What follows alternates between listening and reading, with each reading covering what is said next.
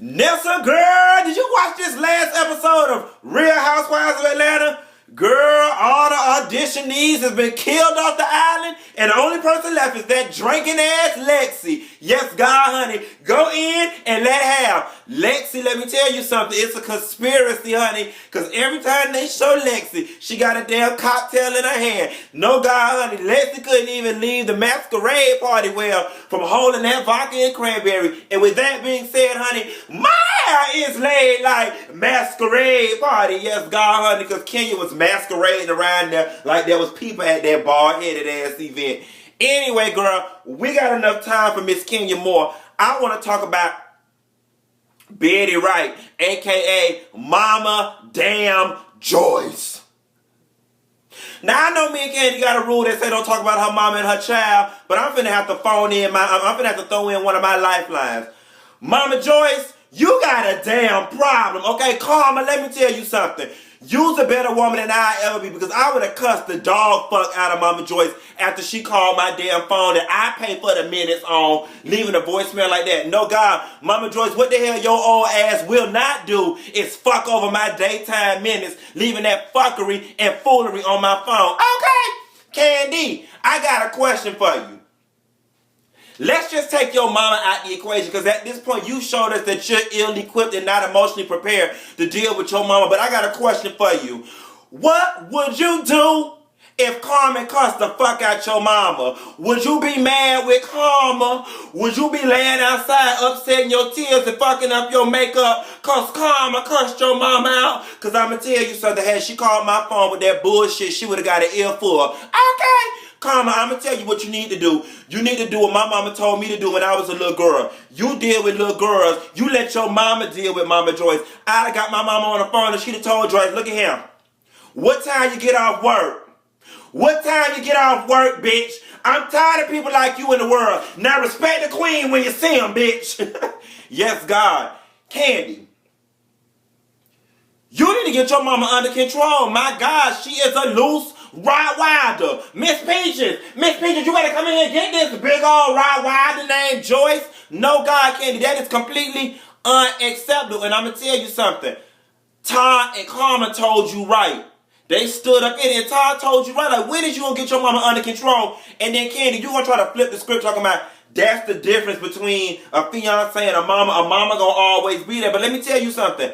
I don't need you there upholding me in my wrong. And you is no good to me, friend, daughter, mama, friend, flower pot, ice cream man, or maxi pad, if you upholding me in my wrong. And Candy, it ain't nothing wrong with saying to your mama, you going a little bit too far and what you doing is disrespectful. I do not understand. And like I said, you'll be calling Karma a bad friend if she cuss your mama the fuck out. Karma, you a really good friend, or Candy must be paying your ass a hell of a lot more than your skill sets are worth, because nobody, my own mama wouldn't even talk to me like that. I cussed my mama the fuck out one time because she needed a ride to work, bitch, and I had shit to do, okay? So no, God, I be damned. I ain't gonna take that shit from my own mama, yet alone my boss lady mama. No, God, honey, Karma, you need to go file you a EOC complaint, because this is workplace discrimination. This is hostile work environment, honey. You can fuck around and have a miscarriage with some bullshit like this. Child. And see, Mama Joyce, the gag is, Carmen didn't even say nothing to you. You called Carmen and went off on Carmen on behalf of that other girl because you know you said that shit. And because of you, you got that girl cussed out. Why is you grown as hell in 30-year-old people business talking about you'll drag her ass like a rag if she touched that girl? Since when you been so emotionally vested in Crystal? If you was half as emotionally vested in Candy as you is in Crystal, your daughter wouldn't be upsetting her makeup and shedding her tears over this bullshit on this show. Okay. Now back to our regularly scheduled programming. My hair is laid like Masquerade. Let me tell you something. The shade that Nene threw at that Masquerade party was classic. Now there's several components to this. Okay. Everybody was not talking, so Kenya went out of her way to throw a ball and invite everybody, and that was her way of smoothing things over. I get it. And yes, Kenya, you did invite Nene via email. You did do that. You covered all bases, and Nene, you opened it. On the flip side of things, when you do invite somebody and they are a dignitary and an honoree and a speaker to your event, you give them a one-sheeter, or you call and at least say, hey, girl, I'm finna have an event down to the Chateau Elan. Do you mind coming to speak? Okay? So, although, Kenya, you did reach out to her, you could have went a little above and beyond and just really smooth things over before you throw something in the name of charity on somebody else's behalf. Now, Nene, I completely understand your frustration and the difficulties of the moment, because Kenya had a dream. It was a dream deeply rooted in the American dream. Kenya had a dream that one day she threw an event and people actually gave a fuck enough to come, okay? Girl, when you know people ain't fucking with you and Marlo don't even want to come to the event. That bitch need all the camera time she could get. Okay. Girl, it's hard around here for a pimp and the whole business done dried up a little bit and you can't file pussy on your unemployment papers. But anyway, Nene, I'm with Peter on this. When your ass decided to show up and come, you could have threw Kenya all the shades you wanted. You didn't have to speak. But when you grabbed that microphone, mama, you should have held it together, fish. Dignitary fish, you should have held it together. What would Coretta Scott King do? What would Betty Shabazz do?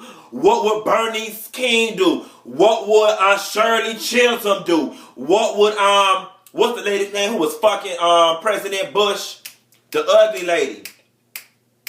Condoleezza Rice. What would Condoleezza Rice do? Okay, Nene, that shit was tacky as fuck. Because everybody in that place could feel the tension. Okay, I wish I had as good as friends as I thought I had or whatever. It's a nice charity. Thank you. Good night. Bitch, you poured it.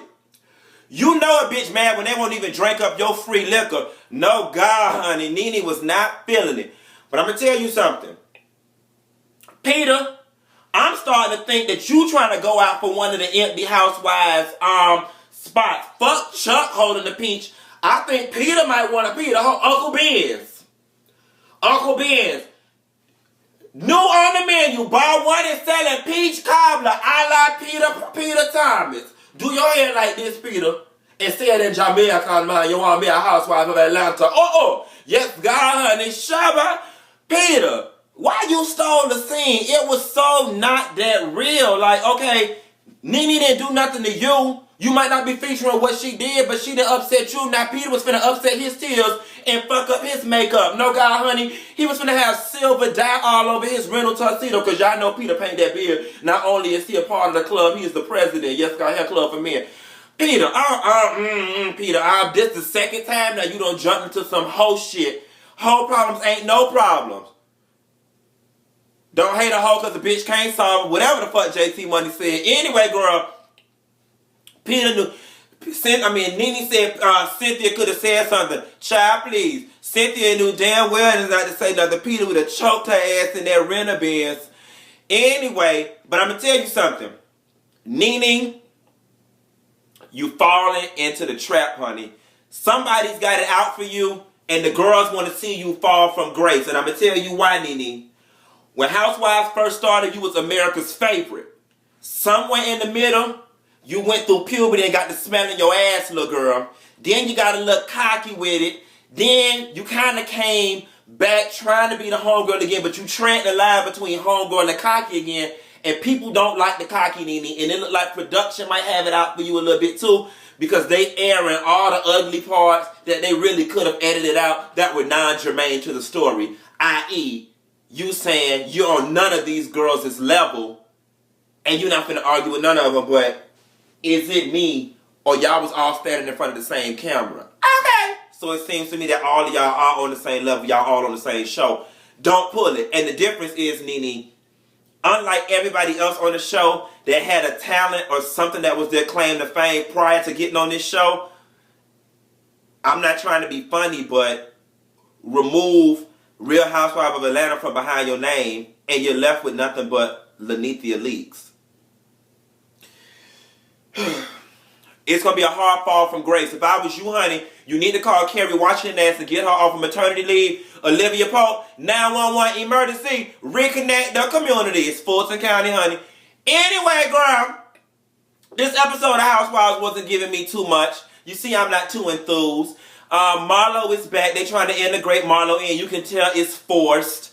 These forced interactions. I don't know. Housewives, you kind of losing your luster. You kind of losing your shine.